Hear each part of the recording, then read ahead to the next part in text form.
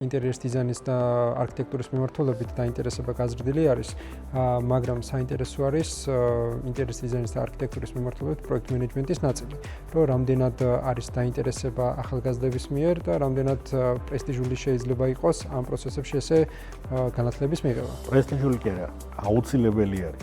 ამის აი ბაზარზე ხარ რომ განახედოთ, ძალიან დიდი პრობლემა არის რა, იმიტომ რომ რეალურად არ არის ისეთი ხალხი, ვისაც შენ ჩააბარებ შენ საქმეს და ის ამას სწორად მართავს. ამის გამო ძალიან ბევრი კომპანია ვიცი, რომელიც უბრალოდ გაკოტრდა.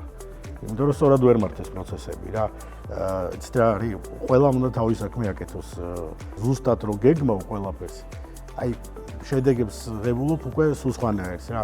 არის რამოდენიმე კომპანია არის, სხვადასხვა მსხვილი კომპანიები, ხა სახელები არ მინდა ვთქვა, მაგრამ ну ეს ბაზარ საქართველოში ძალიან ცნობილი კომპანიები, რომელიც ძალიან დიდ პროექტებს უწევენ პროექტ მენეჯმენტს და ძირითადად უფრო დიდ პროექტებზე ხდება ეს რა. ეხლა ბინის დიზაინზე კი საჭიროა რა ყველაფერს დაგეგმო საჭირო არის, მაგრამ ნუ ახლა აქ ისეთი დიდი მნიშვნელობა არ აქვს, რამდენადაც თქვა მასშტაბურობაზე. მასშტაბურ პროექტებზე კი თავისთავად სადაც უკვე მილიონებზეა საუბარი და დროს ძალიან დიდი მნიშვნელობა აქვს და ფინანსებსაც თავისთავად. დალაიქეთ ვიდეო, გამოიწერეთ კონსტრუქტორის არხი, გააქტიურეთ ზარისხილაკი, რომ მსგავსი რჩევები არ გამოგჩეთ რემონტის და დიზაინის შესახებ.